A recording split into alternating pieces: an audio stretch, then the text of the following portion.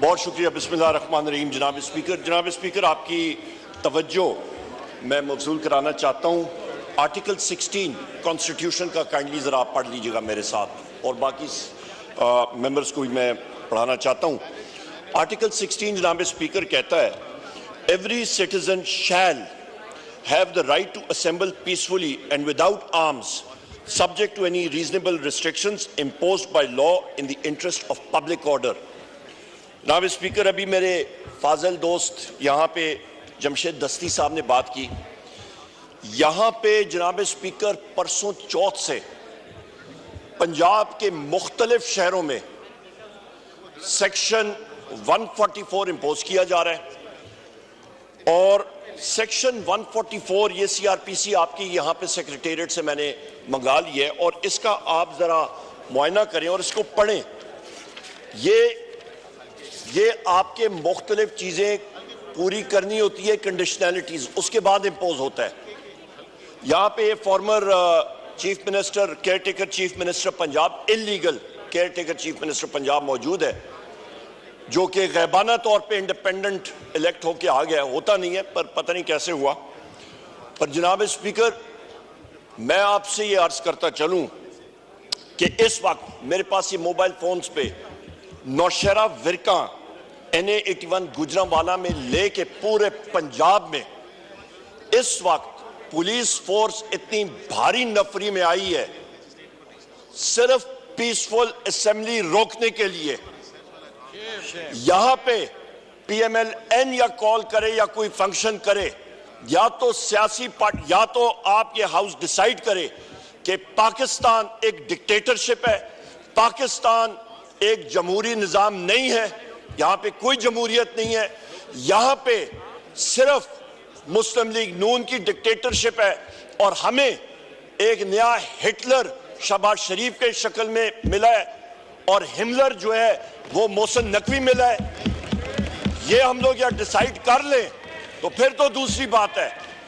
पर जनाब स्पीकर, यहां पे जितने हमारे साथी हैं लाखों वोट लेके आए हैं, हम लोग इसकी मुज़ामत भी करते हैं, और फिलफोर इस हाउस से इंस्ट्रक्शंस जानी चाहिए पंजाब की इंतजामिया, और बिलखसूस मैं ये बात यहां पे बात करता हूं, इसको आप हज़फ करें या जो भी मर्जी करें, जो पंजाब का IG है वो एक टाउट है, वो करप्ट आदमी है डॉक्टर उस्मान। वो क्लियर कट बात मैं करता हूं। ये टाउट लफ्ज को हम एक्सपेंस करते हैं। मैं आप जो मर्जी करें स्पीकर साहब, पर मैं ये बात मैं क्लियर कट, क्योंकि ये दिल से बात आ रही है। उस शख्स ने अपना, मेरा ख्याल है, आखिरत भी खराब किया, और लोगों के खिलाफ जो जुल्म जबर होता रहा है। पंजाब पुलिस एक पुलिस फोर्स नहीं रही है, वो पुलिस फोर्स से मर्सनरी फोर्स में डॉक्टर उस्मान और इस शख्स मोहसिन नकवी के किए हुए करतूत की वजह से बनी है। एक डिसिप्लिन फोर्स से इनडिसिप्लिन फोर्स बनी है, और सानिया भावलनगर वो इसी वजह से हुआ है कि वहां पे बगैर वारंट्स के एक घर में गए, और वहां पे जिस वक्त उन्होंने रेड किया तो IG ने कहा, और यहां के ख्वाजा आसिफ ने फ्लोर ऑफ द हाउस पे कहा कि जनाब यहां पे बगैर वारंट के रेड हुए। तो हमारे घरों में ये सारे यहां पे जो लोग हैं, यहां पे क्या पंजाब पुलिस फोर्स और बाकी पुलिस फोर्सेस आके हमारे घरों में गुलदस्ते लेके और वारंट फ्रेम करके आते थे? हम लोग पूछते हैं जनाब स्पीकर इन लोगों से। ये इस पुलिस फोर्स को मर्सनरी पुलिस फोर्स बनाने में ये लोग जिम्मेदार हैं। We condemn this. और दूसरी अहम बात जनाब स्पीकर, यहां पे फ्री असेंबली होनी चाहिए, आपकी चेयर से रूलिंग आनी चाहिए, फ्री असेंबली यहां पे आइन का मैं फिर कोट कर लेता हूं। और दूसरी अहम बात, भावलनगर में ये एग्जाम्पल बनती है कि जिस वक्त पुलिस फोर्स किसी घर में बगैर वारंट के जाए और पुलिस गर्दी करे तो 50-100 आदमी इकट्ठे करके तो उनकी धोबी पटकार या धोबी दुलाओ और डड्डू परेड कराएं तो वो सुधर जाते हैं। क्या ये मैसेज इन्होंने दी है? जनाब स्पीकर, इंसिडेंट का मैं फिर फ्लोर ऑफ द हाउस पे बात करता हूं, भावल नगर इंसिडेंट का। वहां पे आपकी जुडिशियल इंक्वायरी होनी चाहिए और उसके साथ साथ आज के हवाले से और उसके सामने और जनाब स्पीकर, आज फिर मैं रिपीट करता हूं, पूरे पंजाब में रात से रेड शुरू है। We condemn that, we condemn this. Order in the house. आप तशरीफ रखें अपनी सीटों पे। और इसका जनाब speaker, we condemn this. Immediate ये पुलिस गर्दी खत्म हो। हम लोगों ने हमेशा पीसफुल असेंबली की है और ये चीज जो है काबिल कबूल नहीं है। और इसके साथ साथ क्योंकि ये इस्लामाबाद कैपिटल टेरिटरी भी इंटीरियर मिनिस्ट्री के नीचे आती है, यहां पे भी इस्लामाबाद में ये इस चीज से नहीं निकल सकते। इस्लामाबाद में भी पीसफुल रैलीज निकलेंगी, किसी किस्म की दफा 144 की जरूरत नहीं है। जनाब स्पीकर, मैं आखिरी दो बात करके फिर यहां पे बैठूंगा।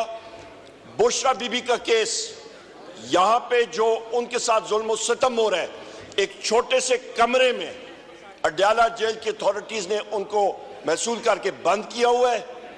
उनको मेडिकल ट्रीटमेंट उनकी मर्जी की नहीं मिल रही। उनके स्कैन्स गवर्नमेंट अस्पताल में उनको मैनिपुलेट करने के चांसेस बहुत ज्यादा थे और जो होते भी रहे। हमारी डिमांड है कि उनको जल्द से जल्द रिहा किया जाए, क्योंकि वो इद्दत केस में कभी प्रोसिक्यूटर इधर भागता है, गवर्नमेंट का वकील कभी इधर भागता है, कभी उधर भागता है। बोगस केस है वो। और जनाब स्पीकर, उनको medical facilities, medical scan private अस्पताल से, शौकत खानम से और शौकत खानम के डॉक्टर से उनको मुहैया की जाए, क्योंकि हमें ये गवर्नमेंट के अस्पताल के डॉक्टर्स और इनके स्कैन्स पे बिल्कुल हमें भरोसा नहीं है, क्योंकि ये मैनिपुलेट होते हैं। जिस तरह के प्लेटलेट्स नीचे से एजेंसीज ने उस वक्त भी मैनिपुलेट किए थे।